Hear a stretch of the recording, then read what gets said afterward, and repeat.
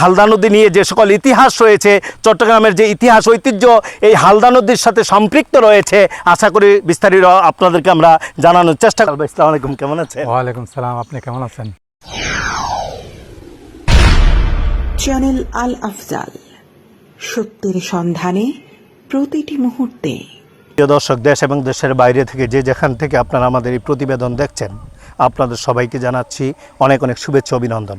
প্রিয় দর্শক, আজ আমরা উপস্থিত হয়েছি সারা বিশ্বের অর্থাৎ আন্তর্জাতিক মানের নদী, যেই নদীর কথা বাংলাদেশের আনাচে কানাচে প্রত্যেকেই যে নদীর নাম জানে, হালদা নদীর মাত্র 1 থেকে 1.5 কিলোমিটার সন্নিকটে এমন একটি প্রজেক্টে আমরা আজ উপস্থিত হয়েছি, যেই প্রজেক্ট থেকে বাংলাদেশের বিভিন্ন আনাচে কানাচে তারা মাছের পোনা বিক্রি করে থাকেন। প্রিয় দর্শক, এই যে পুকুরটি আমরা যে প্রজেক্টে আজ এসেছি, এই প্রজেক্টের মধ্যে যে পোনা পাওয়া যায়, আমরা এখানে যিনি স্বত্বাধিকারী, আমরা ইতিমধ্যে তার সাথে আমাদের ফোনে কথা হয়েছে, কিন্তু দুর্ভাগ্যবশত আমরা আজকে তার সাথে কন্ট্রাক্ট করে আসার পরেও তার দেখা পাইনি। সে তার কর্মব্যস্ততার জন্য এই প্রজেক্ট থেকে একটু দূরে আছেন, যার কারণে আমরা তার সাথে দেখা করতে পারিনি। প্রিয় দর্শক, আমরা কথা বলার চেষ্টা করছি এখানে যিনি দায়িত্বে আছেন তার সাথে। আচ্ছা, হেলাল ভাই, আসসালামু আলাইকুম, কেমন আছেন? ওয়ালাইকুম সালাম, আপনি কেমন আছেন? আচ্ছা, এই প্রজেক্টে যে মাছগুলো আছে এগুলার মানে কতদিন বয়স হয়েছে? এগুলার বয়স আনুমানিক 1 মাস হয়ে গেছে। আমরা কিছুদিন পরে এগুলা বিক্রি করা শুরু করবো আর কি। আচ্ছা আচ্ছা, প্রিয় দর্শক, আপনারা বিশ্বের যে প্রান্ত থেকে আসেন না কেন, আসলে আশা করি এই প্রজেক্টের নাম্বার আমরা আপনাদেরকে দিয়ে দেব। আপনারা আসলে এখান থেকে আপনারা মাছের পোনা নিয়ে যেতে পারবেন, এবং আপনারা উন্নত যে যারা মাছের চাষ করতে যারা অনেকে পেশা হিসেবে নিয়েছেন, আপনারা শখ করে অনেকে চাষ করে থাকেন। আশা করি বাংলাদেশের যে প্রান্ত থেকে আসুন না কেন, আপনারা চট্টগ্রাম শহর থেকে আপনারা মোটরযানে অথবা আপনারা সিএনজি যুগে মাত্র 30 মিনিটের মধ্যে আমরা যে স্থানে অবস্থান করছি, বজ্জাখালী অর্থাৎ মধুনাঘাট, হালদা নদীর উপরে যেই সন্নিকটে যে মধুনাঘাট রয়েছে, হালদা নদীর উপরে যে ব্রিজ রয়েছে, ব্রিজের পরপরেই মাত্র আধা কিলো থেকে 1 কিলোমিটার পরপরে বজ্জাখালী গেট থেকে একটু ভিতরের দিকে আসলেই যে জায়গাটিতে আমরা উপস্থিত হয়েছি, জায়গাটির নাম কি হেলাল ভাই?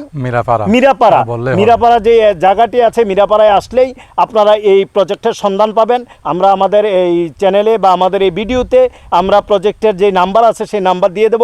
আশা করি আপনারা স্বল্প মূল্যে আপনাদের পছন্দের যে পোনাটি অর্থাৎ তেলাপোয়া মাছের যে পোনাটি আছে, সেই পোনাটি আপনারা স্বল্প মূল্যে আপনারা এখান থেকে ক্রয় করে নিয়ে আপনার পুকুরে চাষ করতে পারবেন। তো হেলাল ভাই, ধন্যবাদ আপনাকে। আমরা আসলে অনেক দূর থেকে আসছি, আরও ভালো লাগতো যদি আমরা এই প্রজেক্টের যিনি প্রোপাইটার মোহাম্মদ আব্দুল নবী ভাইকে আমরা পাইতাম।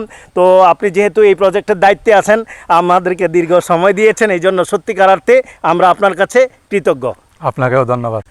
প্রিয় দর্শক, কথা বলছিলাম হালদা নদীর তীর থেকে যে প্রজেক্টে আমরা ভিডিও আপনাদেরকে দেখানোর চেষ্টা করছি, এই প্রজেক্টে আমরা এসেছি। এতক্ষণ আমরা এই প্রজেক্টের যিনি দায়িত্বশীল তার সাথে আমরা কথা বলার চেষ্টা করেছি, নিশ্চয়ই আপনারা শুনেছেন। আমরা পরবর্তীতে এই প্রজেক্টে যিনি দায়িত্বে আছেন তিনি কেন এই প্রজেক্ট করলেন এবং এই প্রজেক্টের মাধ্যমে তার যে লক্ষ্য আর উদ্দেশ্য, সেই লক্ষ্য উদ্দেশ্য সম্পর্কে আমরা পরবর্তীতে বিস্তারিত আপনাদেরকে জানাবো। প্রিয় দর্শক, এতক্ষণ দীর্ঘ সময় আপনারা আমাদের সাথেই ছিলেন, এই জন্য আপনাদেরকে জানাচ্ছি চ্যানেল আল আফজালের পক্ষ থেকে প্রাণঢালা শুভেচ্ছা, অভিনন্দন। আর দর্শক, আপনারা আমাদেরকে লাইক ও শেয়ার দিয়ে আমাদেরকে যেভাবে উৎসাহ দিয়ে যাচ্ছেন, আশা করি যদি আপনারা এইভাবে উৎসাহ দেন, আমরা শুধু হালদা নদীর নয়, ইতিমধ্যে আমরা আপনাদেরকে পদ্মা, মেঘনা, যমুনা, শুধু তাই নয়, সেই চাঁদপুর হাজীগঞ্জের ডাকাতিয়া নদী সম্পর্কেও আমরা আপনাদেরকে অবগত করেছিলাম। আশা করি যদি আপনারা আমাদের সাথেই থাকেন, তাহলে হালদা নদীতে যেই সময়ে ফোনা রেণু আসে বা হালদা নদী নিয়ে যে সকল ইতিহাস রয়েছে, চট্টগ্রামের যে ইতিহাস ঐতিহ্য এই হালদা নদীর সাথে সম্পৃক্ত রয়েছে, আশা করি বিস্তারিত আপনাদেরকে আমরা জানানোর চেষ্টা করব। ধন্যবাদ সবাই।